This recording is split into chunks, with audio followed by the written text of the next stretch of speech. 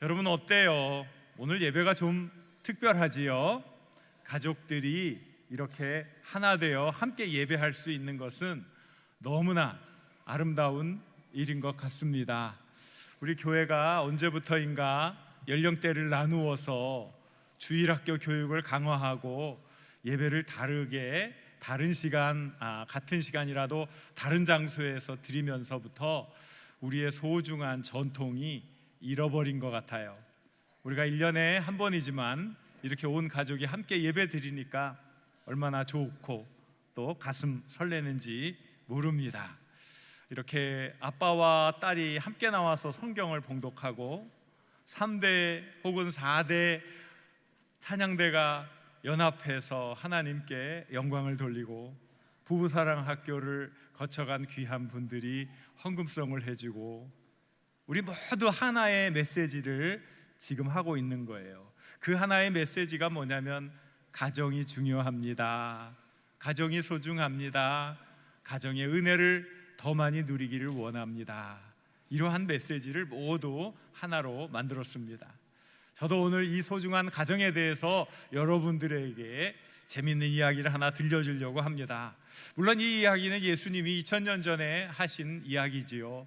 저는 재미를 위해서 조금 양념을 첨가해서 여러분들에게 들려주려고 합니다. 이스라엘 땅에 한 가정이 있었습니다. 어머니에 대한 언급이 없는 것 보니까 아마 어머니가 좀 일찍 돌아가신 것 같아요. 아버지와 두 아들이 살고 있었습니다.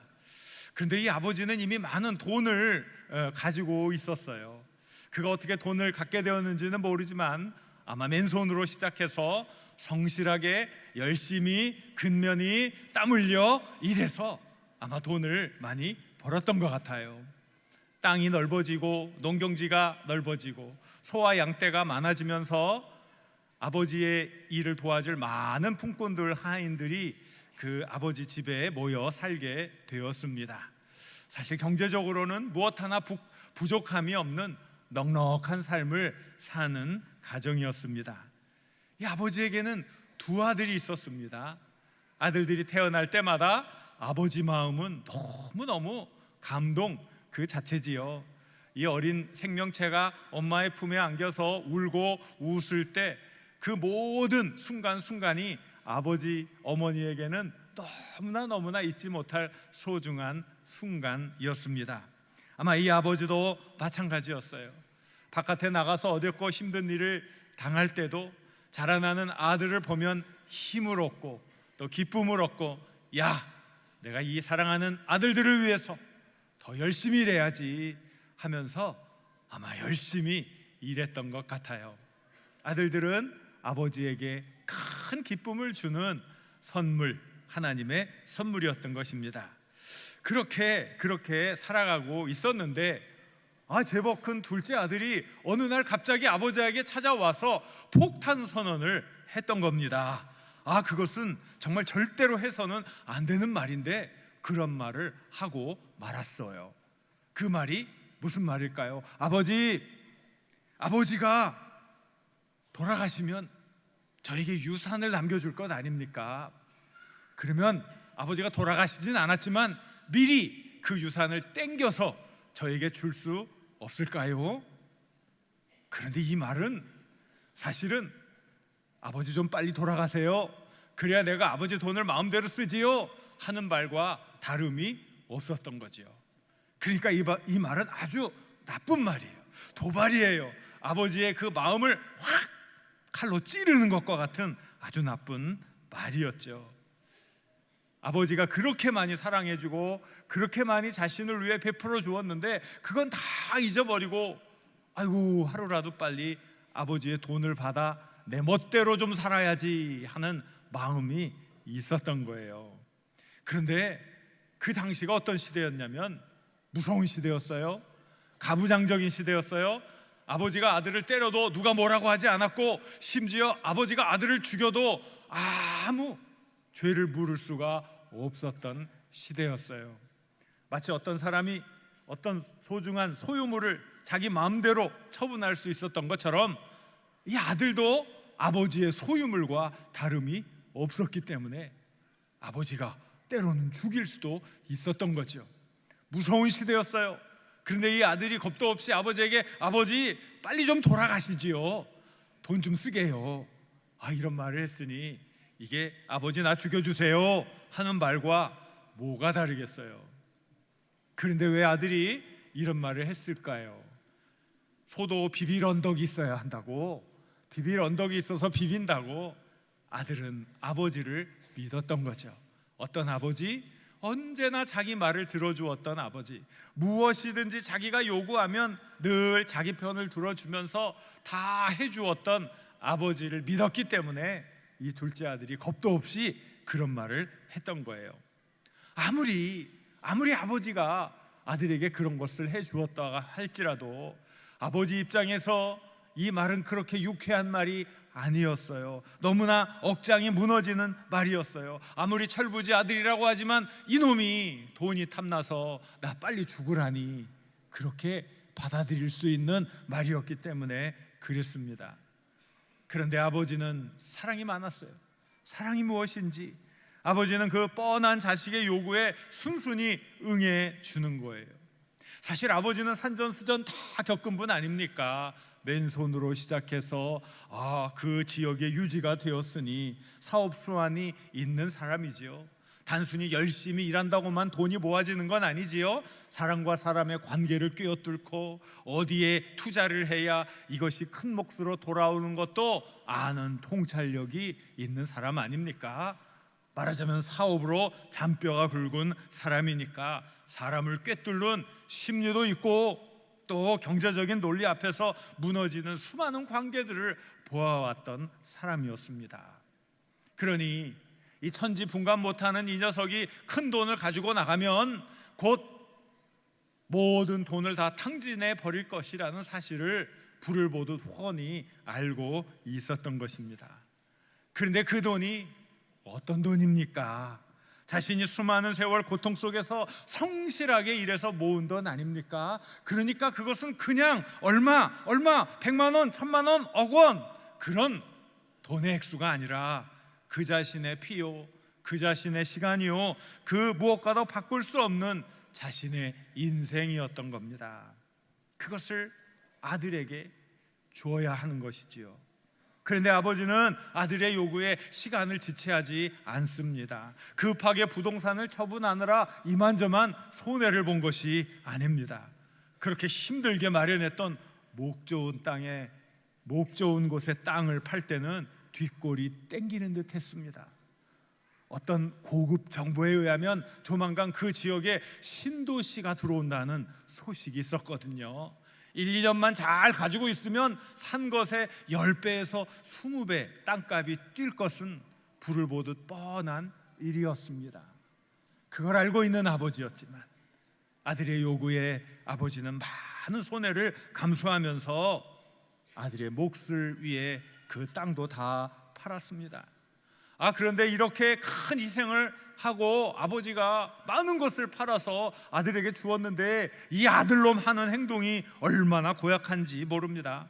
마치 구워준 돈 받으러 온 채권자처럼 당당하게 굴더니 다시는 돌아오지 않을 듯 쌩하니 바람을 일으키며 집을 떠나는 것 아니겠습니까? 물론 잠시 아버지를 안았지만 아들의 마음은 이미 딴 나라에 가 있었던 것입니다. 여러분, 이 집 떠난 아들이 어찌 되었을까요? 아버지 돈 가져간 이 아들이 어찌 되었을까요? 이럴 때 쓰는 말이 있어요. 척하면 몰라요? 이런 말도 몰라요? 척하면 삼천리다. 뻔한 거 아니냐? 아니 세상 물정 모르고 향락에 빠져 돈을 쓰는데 그 돈이 나만 아겠습니까? 순식간에 사라지지요. 또 세상 물정 모르는 놈의 돈을 빼앗는 것은 식은 죽 먹기 아닙니까? 아들은 얼마 되지 않아 망했습니다. 한 푼도 그 주머니에 남아있지 않았습니다. 아버지가 일평생 인생의 소중한 시간들을 쏟아부으며 맞바꾸어 놓은 소중한 돈을 그렇게 물쓰듯 써버리고 말았던 겁니다. 아들은 거지가 되었어요. 배고파 먹을 것이 없었어요. 옷도 사 입을 수 있는 돈이 없었어요. 아들은 너무 배가 고파서 어떤 사람들에게 찾아가 자신을 좀 고용해 달라고 했습니다. 그래서 그 사람이 이스라엘 사람들은 더러운 짐승이라고 잘 취급도 해주지 않는 돼지, 그럼 돼지를 치는 사람은 어떻겠어요? 그 사람은 더 형편없는 사람이죠.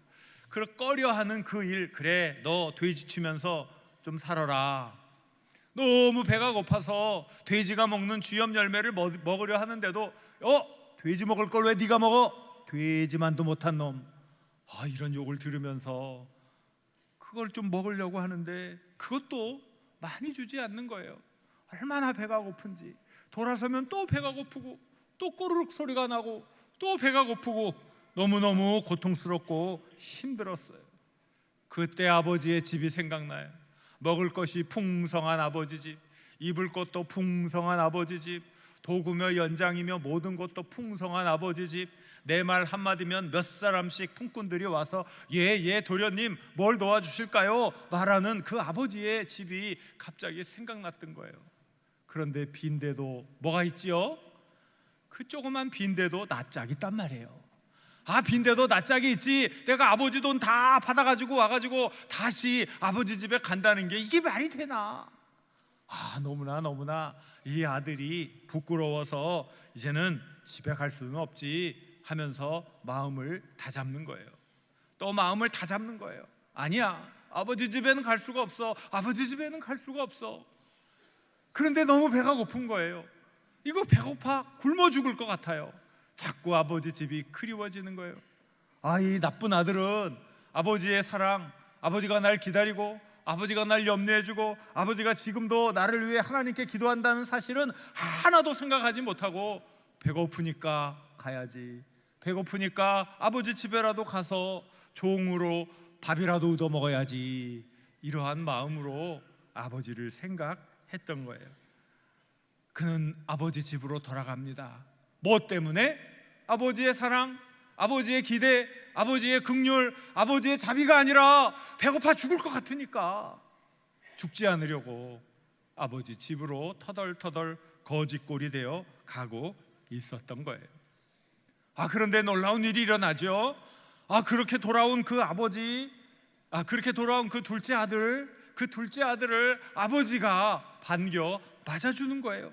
아버지는 마치 자신이 그날 그 시간에 바로 그 길로 올 것을 마치 알고 있었다는 듯 그곳에서 기다렸다가 먼 발치에서 그 실루엣이 보일 때부터 그 아들을 알아보고 달려와서 그 아들을 와락 껴안아 주는 거였어요.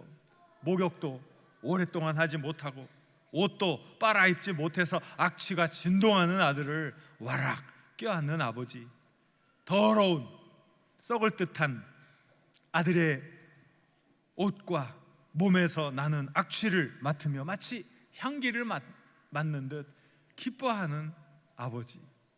아버지는 종들에게 명합니다. 우리 집에서 가장 좋은 옷 있지, 그 가장 좋은 옷을 속히 내와라. 그리고 내 아들에게 입혀라. 그리고 아버지는 자기 손에 끼었던 비싼 반지를 빼어 아들의 손에 끼워 줍니다. 신발을 가져다가 아들에게 신겨주라고 합니다. 그리고 우리 집에 있는 살진 송아지를 잡아 이제 아들을 위해 잔치를 베풀라, 이렇게 말씀해 주셨어요. 첫째 아들이 하루 종일 밭에 나가 뙤약볕 아래서 열심히 일하다가 이제 집으로 돌아오고 있었습니다. 그런데 난데없이 집에서 풍악 소리가 울리는 거예요. 춤추는 그런 소리들이 들리는 거예요. 맞이는 한 하인에게 물어봅니다. 도대체 이게 어떤 일이냐? 그러니 하인이 말합니다. 당신의 동생이 돌아와서 아버지가 너무 기뻐서 잔치를 베풀었습니다. 살찐 송아지 한 마리를 잡았지요. 그 얘기를 듣는 순간 이 첫째 아들은 피가 끓었습니다. 이 불효막측한 놈이 아버지의 재산을 가문이설로 다 빼앗아 갔으면 됐지, 아니 이놈이 왜 또 나타나서 속을 썩이고 있는 거야. 그리고 제 놈은 자기 몫을 다 받아가지고 갔잖아. 이제 아버지께 남아있는 것은 아버지께 아니라 다 내 건데, 내 살찐 송아지를 저놈이 잡아먹고 있단 말이야. 아버지에게 이렇게 큰 고통을 주더니 이제는 나한테까지 손해를 끼치는구나. 이 죽일 놈, 내 놈은 아버지 돈 가지고 가서 최고급 외제 승용차를 타고 달렸잖아. 라스베가스 최고급 호텔에서 그냥 희희낙낙거렸지. 화려한 고급 콜골들 품에서 돈찌라를 했잖냐. 나는 뭐 그런 거 하고 싶지 않아서 이 고생을 하고 얼굴 그을리며 일하고 있는 줄 아니? 내 인생에 너 같은 놈이 있다는 게 이게 비극이다. 이게 비극. 다시는 내 얼굴 보기도 싫어. 그렇게 희희낙낙하며 집을 떠났으면 어디 가서 돼지든지 빌어먹든지 그래야지. 왜 내 집에 다시 발을 내딛는 거야? 아버지 집에 있는 모든 것은 이제 법적으로 내 거다 이놈아. 내 거. 손끝 하나 대서는 안 돼 이놈아. 첫째 아들의 마음속에는 이런 이야기들이 막, 이런 생각들이 막 일어났던 거예요. 그 미움이 이제는 동생에게 가는 것이 아니라 이 미움이 누구에게 갑니까? 아버지에게 가는 거예요. 아니, 아버지가 이제 망령이 났나 보다. 망령이. 나는 이렇게 아버지를 위해서 최선을 다하고 열심히 살았는데 이렇게 열심히 효도하는 아들에게는 염소 새끼 한 마리 잡아주지도 않고, 속썩이고 아버지 돈 다 가져가서 창기들과 먹어버린 놈한테는 살진 송아지를 잡아주고, 우리 아버지가 노망 났구나. 노망 났어. 이게 말이 되냐? 생각하면 생각할수록 분하고 억울했던 거예요. 그래서 집에 안 들어갑니다. 흙먼지를 풀풀 남기면서 집 바깥에서 서성거리면서 분을 삭히지 못해서 막 씩씩거리고 있었던 거예요. 그 모습을 본 아버지 마음이 또 무너지는 거예요. 둘째 아들도 둘째 아들인데 첫째 아들도 문제였던 거죠. 그래서 이 아버지가 집에 들어오지 않는 첫째 아들을 위해 나아가는 거예요. 그 아버지 마음이 어떻겠어요? 그 아버지 아픔이 얼마나 컸겠어요. 아들한테 얘기하는 거예요. 아들아, 너는 항상 나와 함께 있으니 내 것이 다 내 것이란다. 사실 중요한 건 뭐냐면요, 너는 항상 나와 함께 있다. 이게 중요하거든요. 너는 항상 나와 함께 있다. 이게 중요한데 이걸 보지 못하고 아버지의 돈을 보는 거지요. 아버지가 가지고 있는 지위를 보는 거죠. 아버지를 통해서 얻게 될 유익을 보는 거예요. 아버지와 함께하는 진정한 기쁨은 생각하지도 않으면서 아버지를 통해 누릴 유익에만 관심이 가 있는 거죠. 아버지가 이야기합니다. 내 동생이 죽었다가 살아난 것 아니니, 잃어버렸다가 다시 얻은 것 아니니, 그러니 당연히 기뻐하고 잔치를 베푸는 것이 마땅하지 않겠니? 이것이 예수님이 전해주신 이야기입니다. 예수님이 왜 이 이야기를 전해주셨을까요? 많은 이들이 탕자처럼 살기 때문에 하나님은 이 아버지처럼 이 탕자가 하나님 품에 다시 돌아오기를 간절히 기다린다는 것을 전해주기 위함이었어요. 그래서 이 비유를 우리가 풀이할 때 이 비유에 나오는 아버지를 하나님이라고 풀이를 합니다. 그럼 이 비유에 나오는 탕자는 누구입니까? 탕자는 누구를 뜻해요? 나를 뜻하죠. 나를 뜻합니다. 자, 나 가슴을 치면서 나를 뜻합니다. 다 따라해 보세요. 나를 뜻합니다. 남 가슴 치면 안 돼요. 남 가슴 치는 사람 죽일 놈이야. 죽일 놈. 자기를 쳐야 돼. 자기를. 그죠? 탕자가 누구라고요? 나를 뜻하는 거예요. 근데 첫째 아들은 사실은 먼저 믿는 이들을 상징하는데, 첫째 아들이 또 누구예요? 요것도 나예요. 요거 대답을 잘하신 분이 참 지혜로운 분이고 청명한 분이고 하나님의 은혜를 아는 분들이에요. 이 첫째 아들을 욕하고 막 이러는 사람들은 이게 뭔가 지금 헷갈리고 있는 거예요. 아버지의 재산을 탕진하고 돌아온 탕자도 나고, 그 돌아온 둘째 아들을 시기와 질투심 어린 눈으로 바라보면서 저놈이 왜 왔어? 하고 이렇게 화내는 놈도 나란 말이에요. 그 놈도 나고 그 놈도 나예요. 이 놈도 나고 저 놈도 나란 말이에요. 그걸 알아야지. 이게 얼마나 이게 이게 한심한 일인지. 그런데 저는 이 비유를 가정의 해체 그리고 가정의 회복이라는 관점에서 새롭게 해석을 해 보았습니다. 아버지가 그렇게 사랑한 정성, 헌신, 자기 내어줌을 통해서 이 가정이 이렇게 존속하고 있었는데, 이런 가정에도 가정 해체의 위기가 찾아왔던 거예요. 우리 가정이 멀쩡한 것 같은데 우리 가정에 가정 해체의 위기가 순간순간 찾아오는 거예요. 언제 이 가정 해체의 위기가 찾아옵니까? 둘째 아들이 자신의 욕망을 쫓아 아버지의 돈을 달라고 할 때, 그리고 아버지의 집을 떠날 때 가정 해체의 위기가 찾아오는 거예요. 그런 일들을 둘째 아들이 벌일 때 형으로서 둘째 아들을 훈계하지 못하고 가슴으로 막아서지 않은 그 첫째 아들이 있을 때 가정이 해체되는 거예요. 어쨌든 그렇게 아버지의 재산을 탕진하고 돌아온 둘째 아들이 돌아왔을 때 기쁨으로 맞이하지 않는 이 첫째 아들 있을 때 가정은 더 이상 가정일 수 없는 것이죠. 얼마나 많은 사건들이 우리들의 가정 안에서 이와 유사하고 동일한 방법으로 일어나는지 모릅니다. 그저 호적에 있기에 우리가 한 가족일 뿐이에요. 한 집안에 살기에 가정일 뿐이에요. 이 가정에 있어야 할 사랑, 이 가정에 있어야 할 헌신, 이 가정에 있어야 할 그 국률함은 사라지고 경제적인 계산 때문에 서로 자기 이익을 앞세운다면 그것이 어찌 가정이라고 할 수 있겠습니까? 사랑하는 여러분, 여러분의 가정은 가정이십니까?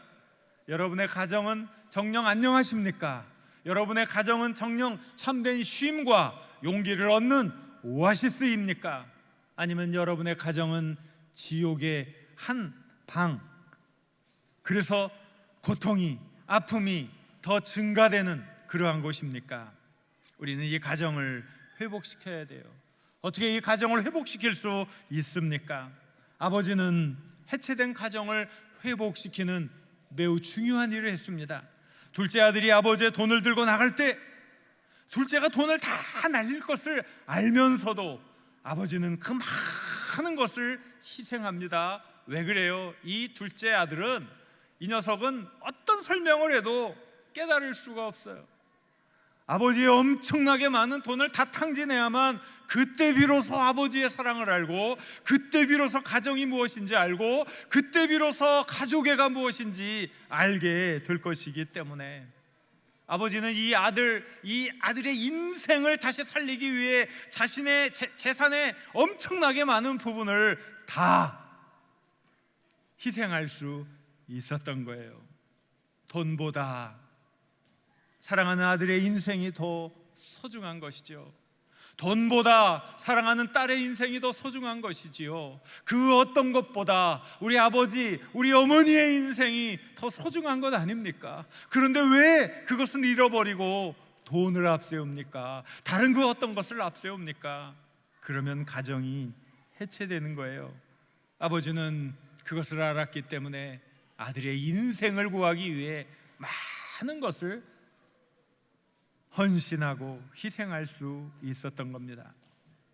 첫째 아들이 둘째 아들 때문에 집에 들어오지 않고 오기를 거부할 때 아버지는 밖으로 나가서 첫째를 다독입니다. 어떻게 다독입니까? 가정을 위해서는 희생을 감수해야 한다고, 손해를 감수해야 된다고. 얘야, 너도 손해를 좀 감수하고 제자리에 좀 앉아 있어라. 이게 가정이란다. 손해를 안 보려고 그러면 어떻게 가정이 되니? 네 이익만 다 추려서 어떻게 가정이 되니?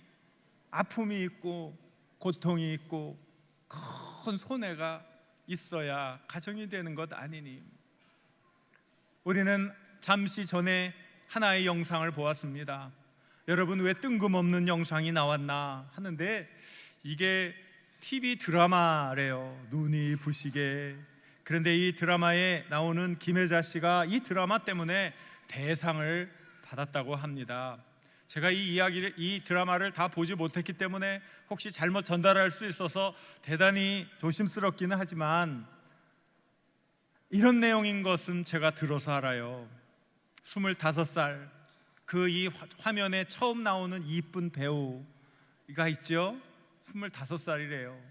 근데 이 배우가 자기 아버지의 사고를 막기 위해서 시간을 과거로 돌렸는데, 그래서 자기 아버지의 목숨을 구했는데, 모든 것, 인생에는 공짜가 없어서 무엇인가를 얻으면 무엇을 잃어야 된대요. 시간을 뒤로 돌리면서 아버지의 사고 속에서 아버지의 생명을 구했지만 이 25살짜리 처녀가 할머니가 된 거예요. 그래서 진짜 김혜자 씨가 된 거예요. 거기 맨 마지막에 나오는. 아니, 어머니 아버지가 오히려 엄마 아빠가 오히려 어머니라고 불러야 할 할머니가 되었던 거죠. 말도 되지 않는 비극입니다. 그런데 주인공이 다시 그 옛 나이로 돌아가려고 해도 이미 돌아갈 수가 없는 것이지요. 그렇지만 후회하지 않습니다. 가족을 위해서 무엇인가 할 수 있음에 감사하지요. 가족이 어찌 그냥 가족이 될 수 있습니까? 사랑이 많은 가정이 어떻게 공짜로 그저 얻어질 수 있는 것입니까? 가족 구성원의 희생, 가족 구성원의 사랑, 그것 때문에 가족이 되고 우리는 가정을 이룰 수 있는 것입니다. 우리는 이 탕자의 비유를 들을 때마다 단단히 착각하는 게 있어요. 얼마나 고정관념이 강한지 그냥 거기에 딱 스톡이 돼가지고 딱 그냥 갇혀가지고 더 이상 생각을 하지 않아요. 이야기를 들을 때마다 그래요, 저는 탕자예요, 탕자, 그리고 끝나버린단 말이에요. 물론 우리 자신이 하나님께 돌아와야 할 탕자인 것은 분명해요. 그런데 거기서 멈추면 안 된다는 것이지요. 거기서 멈춰버리면 그것은 너무나 치졸하고 이기적인 삶을 살겠다는 고백밖에 안 되는 거예요. 맨날 잘못하고 맨날 자기 욕심 따라 살다가 아이고 하나님 잘못했어요, 제가 탕자니 저를 받아주시고 용서해 주세요. 끝. 그게 뭘 끝이에요? 그게 부끄러운 끝이지. 그건 아니에요. 하나님이 원하시는 게 뭡니까? 그래, 내가 탕자로 돌아왔으면 이제는 내가 아버지가 되라. 내가 아버지가 되라. 내가 가정을 해체하는 주범이었다면 이제는 가정을 회복시켜주는 아버지가 되라. 이제는 너가 희생하고 내가 무엇인가를 하고 내가 눈물을 흘리고 내가 땀을 흘리고 내가 그 가족의 아픔을 이해하고 보듬어 줌으로써 아버지처럼 그 가정을 회복시켜 주어라. 이런 얘기를 들으면 어떤 사람, 목사님 제가 막내인데요. 막내가 무슨 막내는 맨날 사랑만 받습니까? 막내도 아버지가 될 수 있는 거예요. 중간도 아버지가 될 수 있는 거예요. 나는 말이에요, 수많은 형제들 속에서 배고프고 자라면서 엄마 아버지 사랑을 한 번도 못 받았어요. 우리 첫째 둘째까지는 교육을 시켰지만 나는 몇째로 태어나서 교육도 못 받고 얼마나 내 유년 시절이 초라하고 비극적이었는지 몰라요. 맨날 신세타령만 하지 말란 말이에요. 바로 그러한 분도 아버지가 될 수 있는 거예요. 내가 받은 사랑은 없지만, 내가 받은 긍휼은 없지만, 내가 받은 기대는 없지만 오히려 많은 이들에게 감동을 주는, 가정을 회복시켜주는 아버지가 될 수 있는 거예요. 이게 우리들이 정말 되어야 할 일 아니고 무엇이겠습니까? 하나님은 이 말씀을 통해서 우리에게 도전해 주시는 거예요. 바로 여러분 한 사람 한 사람이 아버지처럼 성장해 가야 하는 것이죠. 가족을 품어 안아주고 가족을 위해서 희생해주고, 그래서 그 가족이 다시 회복되고 하나님의 은혜와 찬양을 노래할 수 있는 그러한 가정이 되는 것이지요. 요즘에 이 시대는 가정이 없는 사람들이 너무나 많아지고 있습니다. 이런저런 이유로 이혼한 분들의 안타까운 사정들 들을 때마다 이분도 가정의 울타리 안에 보호를 받아야 하는데, 이런저런 이유로 외롭게 혼자 사는 이들의 그 사정을 들을 때마다 이분도 가정의 보호를 받아야 하는데, 아무도 돌보아주지 않는 답답한 상황에 갇혀 있는 분들도 가정의 보호를 받아야 하는데, 가정이 없으니 어떡하나, 가정이 없으니 어떡하나. 그때마다 제 마음속에 울림이 있습니다. 교회가 가정이 되어라. 교회는 모든 이들의 어머니, 교회는 모든 이들의 아버지니 교회가 가정의 역할을 해주어야지. 교회가 가정이 없는 이들의 따뜻한 어머니 아버지가 되어주고 또 소망을 갖고 다시 미래를 기대할 수 있는 아들 딸이 되어 주어야지요. 우리 교회가 그런 일을 행해야 할 것 아니겠습니까? 어제 저는 너무 감사했어요.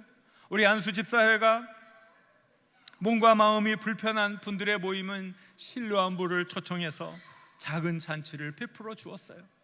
제가 짧은 설교를 부탁받고 그 자리에 섰을 때 얼마나 감동했는지 몰라요. 정말 눈물겹도록 고마웠습니다. 왜 그래요? 가정의 사랑과 울타리를 만들어 주었기 때문이죠. 가정의 보살핌, 가정의 긍휼, 가정의 안식, 가정의 그 사랑을 정말 눈물겹게 기다렸던 분들에게 가정의 울타리를 제공해 주었기 때문이지요. 그 자리가 얼마나 복된 자리였는지, 그 자리가 얼마나 소중한 자리였는지 저는 너무나 감격했어요. 저는 이 설교를 준비하면서 이 설교를 어떻게 마무리 져야 하나 고민하고 고민했는데 바로 그 자리에서 저는 제 설교의 마지막 포즈를 만날 수 있었어요. 바로 그것이 교회의 모습이었어요. 우리 한 사람 한 사람은 이제 아버지가 되어야겠지요. 그래서 우리 가정을 회복시키는 주체가 되어야겠지요.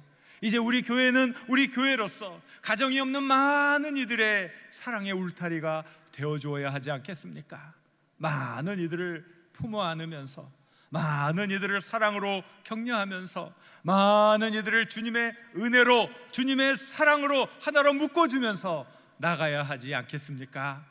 사랑하는 여러분, 오직 이 일을 할 때만, 오직 이 일을 할 때만 우리 삶의 의미가 더욱 깊어질 줄 믿습니다. 하나님의 사랑과 은혜가 넘치게 될 줄 믿습니다. 여러분이 선자리에서 이 이야기의 아버지처럼 행동해 주시기를 바랍니다. 여러분이 가는 곳곳에서 이 이야기의 주인공인 아버지처럼 사랑을 베풀어 주시기를 바랍니다. 그것이 이 시대, 가정이 해체되어 가는 이 시대에 가정을 살리는 일인 줄 믿습니다. 주신 말씀을 생각하면서 우리가 같이 기도했으면 좋겠습니다. 주여, 탕자였던 저를 이젠 아버지로 성숙시켜 주시고 가정 해체가 아니라 가정을 회복시켜주는 그런 은혜의 삶을 살게 하여 주옵소서. 우리 주여 한번 부르고 같이 기도합니다. 주여.